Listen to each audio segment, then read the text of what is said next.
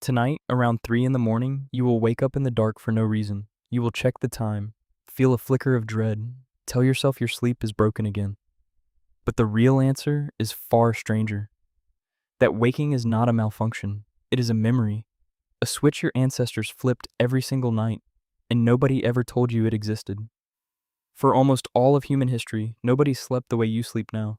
The single, unbroken 8-hour block you chase every night is new, shockingly new. It is younger than the light bulb. A historian named Roger Ekirch spent years buried in old diaries, court records, and private letters, and he kept finding the same two strange words: first sleep, second sleep. People went to bed not long after dark. They slept for a few hours. Then, near midnight, they woke. On purpose. This waking window was completely ordinary, and it had a name and language after language. What did they do inside it? They prayed. They talked quietly to the person beside them. They tended the fire, checked the animals, or simply lay there, thinking in the dark. Then, an hour or two later, second sleep pulled them back under until dawn. This pattern shows up everywhere, in medieval England, in West Africa, in old French villages and Italian towns. Across cultures that never met, the night was split cleanly in two, and then, almost overnight, it vanished. But here is what is strange. When artificial light arrived, the dark hours shrank. The evening stretched later and later. Sleep got squeezed into one tight block, and the quiet waking in the middle was suddenly rebranded as a problem. A disorder, something to fix or medicate or lie awake panicking over. Your body, though, never got the memo. In the early 90s, a researcher named Thomas Wehr ran a quiet experiment that should be far more famous than it is. He took ordinary modern people and gave them 14 hours of darkness every single night. No screens, no lamps, just the deep dark your ancestors actually lived in. For a while, they slept in one long stretch, exactly like you do.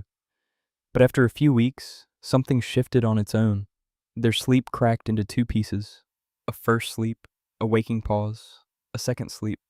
And that waking pause was the strangest part of all. It was not anxious. It was not restless.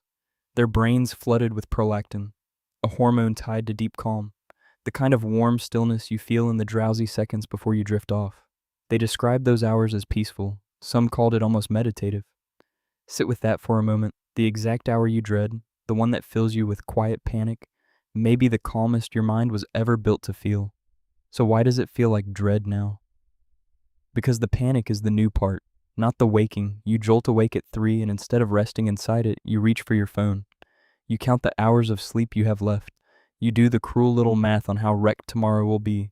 The waking itself is ancient and harmless. The fear wrapped tightly around it is entirely modern. And there is one more twist, because the story everyone repeats is wrong in a second way too. You have probably heard that ancient humans slept far more than you do. That before electricity, people drifted off at dusk and got their glorious 9 or 10 hours. A sleep scientist named Jerome Siegel decided to stop guessing and actually measure it. His team tracked sleep in 3 hunter-gatherer groups who still live today without electricity, in Tanzania, in Namibia, and in Bolivia. They did not sleep more than you. They slept around 6.5 hours a night, sometimes a little less, so it was never really about how much they slept. It was about how.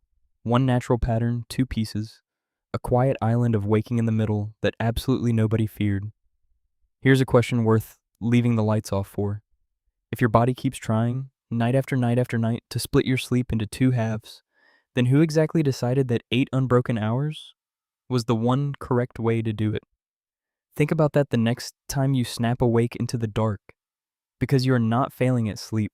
You are remembering an older version of it, a version with a door in the middle of the night that humans walked through for thousands of years and only very recently nailed shut. You cannot fully unlearn it. Your ancestors are still in there, somewhere, flipping the switch, waiting patiently in the dark for a second sleep that your bright, busy, anxious world no longer makes room for. So tonight, around 3 in the morning, you may wake again. Not because something is wrong, because something very old is still right.